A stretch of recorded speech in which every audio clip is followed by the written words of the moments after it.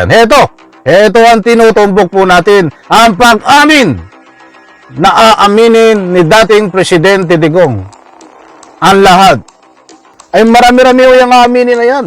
At ano ang rason? Ang rason daw, ayon din.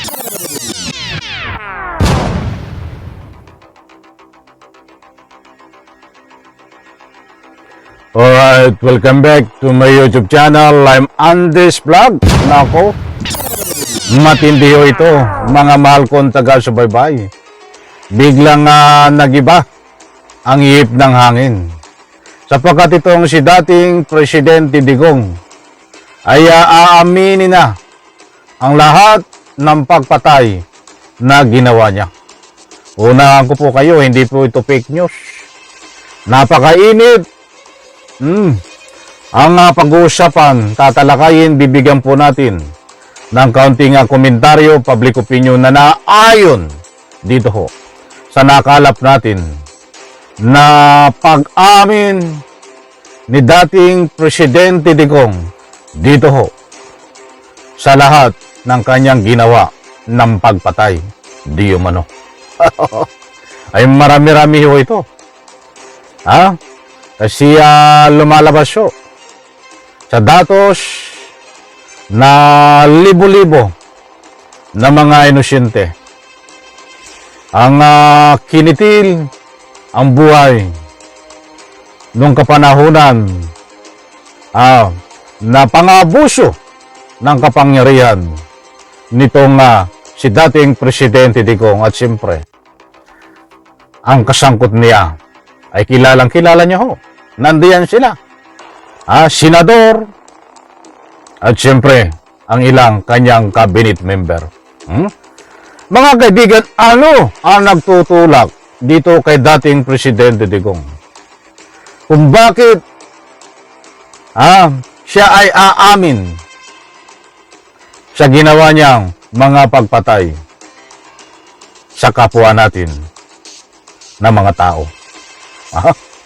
Naku ho, ay matindi ho ito. Mga kaibigan, na inaanyayahan ko po kayo. Gusto ko pong ibahagi sa inyo ito. Panoorin kapag may pagkakataon pakinggan at nang sa ganon, lubos po nating maunawan. Ito ang kasagutan dito ho sa ating bibigyan ng paglilinaw tungkol dito sa pag-amin ni dating Presidente Digong na handa na siyang umamin sa kanyang pagpatay. Nako, matindi ho ito. Eto. Kung bakit ang mga kababayan natin ikukumpira ngayon ang sitwasyon doon sa panahon ni Presidente Duterte. At wala pa po akong na-enkwentro na mamamayan natin na nagsasabi na mas tahimik ngayon ang ating mga komunidad kung ikukumpira sa panahon ni Presidente Duterte. Mga kaibigan, ito ho. Buhat doon sa kanyang pinagtataguan, itong si Atty. Harry Roque ay isiniwalat. Alam niyo ho ito mahilig magsiwalat ito. Na itong si dating Presidente Digong ay posible na pumunta diyan sa Quad Committee, umattend ng hearing. At ano ang gagawin niya at ano ang pakay kapag umattend ng hearing diyan sa Quad Committee? Ayon dito ho kay Atty. Harry Roque. Diretsahan ho na matutuklasan po natin dito sa isisiwalat ni Atty. Harry Roque buhat diyan ho sa kanyang pinagtataguan. Ay may pinalabas po siya ng mga opinyon na pag-amin dito na si dating Presidente Digong ay aamin na diyan ho sa lahat ng ginawa niyang pagpatay. Heto, mga mahal ko taga-subaybay. Ang sa akin lang naman po, kung susundin talaga natin yung tinatawag na separation of powers sa pagitan ng ating hukuman, ating legislatura at ng ating ehekutibo, dyan po gagana yung proseso. Pero habang ang isang sangay ng gobyerno gaya ng isang lehislatura na dapat gumagawa ng pulisiya na ipapatupad ng ating ehekutibo ay maghihimasok sa katungkulan ng ehekutibo.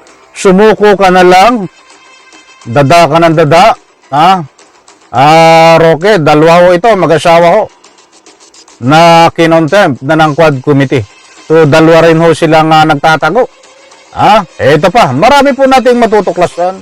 Huwag po kayong aalis. At dito ho, ay matutuklasan natin kung bakit aamin itong si Digong sa pagpatay ng kapwa natin na napakarami, libo-libo ang kinitilang buhay. Ito. Na litisin ang mga kasong kriminal at sa jurisdiksyon na hukuman na magdesisyon base sa ebidensya kung nagkakasala o hindi mga akusado, hindi po talaga mabibigyan ng katarungan ang biktima ng patayan. Ulitin ko po, kahit ilang headline yan sa periodiko, kahit ilang top story yan sa balita, sa radyo at sa telebisyon, hindi po yan magre-result. Nagmalinis? Nagmalinis si Roque? Talagang hindi raw mabibigyan ng hustisya ang mga nabiktima. Yan ang dapat sabihin mo kay Digong.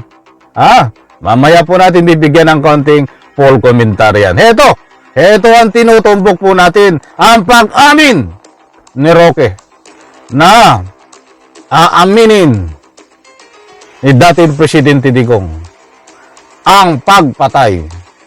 Napakarami ho nito, aaminin ito. Sa pagpaparusa sa mga pumapatay. Kung hindi po nadaan yan sa tamang proseso, baliwala po ang mga pagdinig na ginagawa sa Kongreso. At kung uulitin ko rin po, kung sa tingin nila na ito ay ano sa tingin mo? Attorney Harry Roque. Tinitingnan ka na ni General Torre. Ang pinaglulunggaan mo.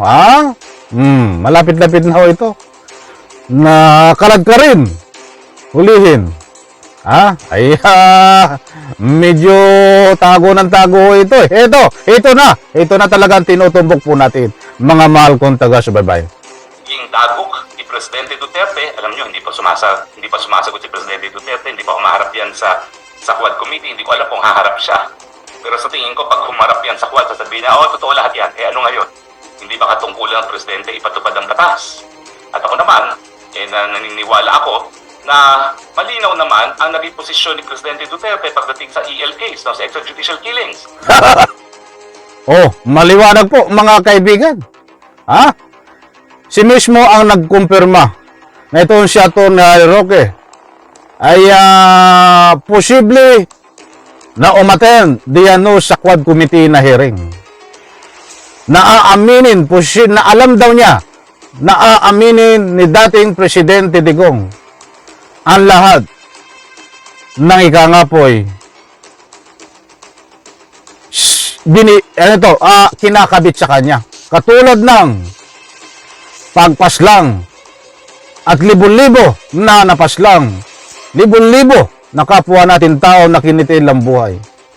Marami-rami ho yan, mga kaibigan, dahil ang katuwiran daw di umano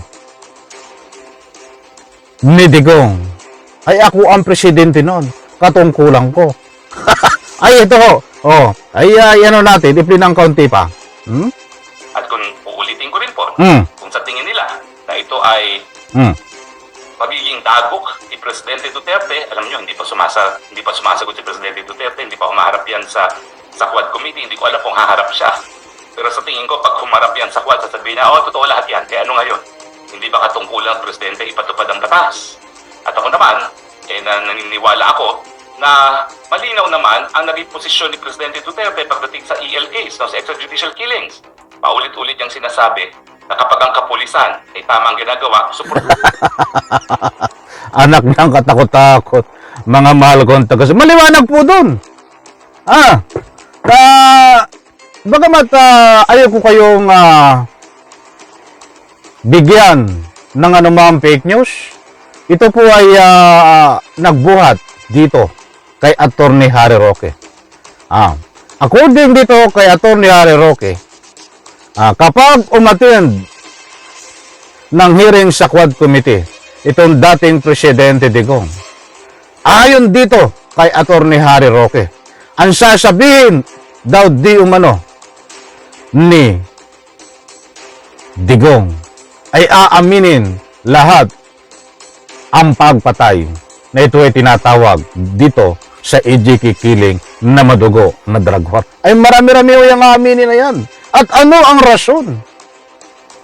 Ang rason daw, ayon din dito kay Atty. Harry Roque, ay katungkulan ng presidente. Anong katungkulan? Katungkulan ka bang pumatay? Ayon po kayo dito kay Atty. Harry Roque. Naku, ay matindi ho ito. Dapat ba natin paniwalaan ito si Atty. Harry Roque? Binigyan ko lang po ito ng public opinion, komentaryo. Dahil pinapakala to ni Atty. Harry Roque na kapag umattend ng Quad Committee hearing, itong si dating Presidente Digong ay aaminin at alam na alam niya ang sasabihin diyan sa Quad Committee na pag-amin, inuulit ko. Naku ho, mga kaibigan, and reaction. Naniniwala po ba kayo na itong si dating Presidente Digong ay aamin dito sa lahat ng kanyang nabiktima, katulad ng pagpaslang na libu-libong tao noong panahon po ng kanyang panunungkulan na tinatawag na madugong drug war, EJK killing? Diyan po sa comment section, inaaniyan ko po kayo magbigay ng anumang public opinion. Mga kaibigan, muli kong inuulit, yan pong lahat na binitawan ko na at pinagbatayan po natin ay according dito kay Atty. Harry Roque. Hindi ko po sinasabi sa inyo na paniwalaan nyo ito. Unang-una, ito pong si Atty. Harry Roque ay napakahilig ho nitong manguna, magkaroon po mag-invento. Ay, mainit-init pa ho. Noong nakaraang araw ho, ay nagpakalat ito ng fake news na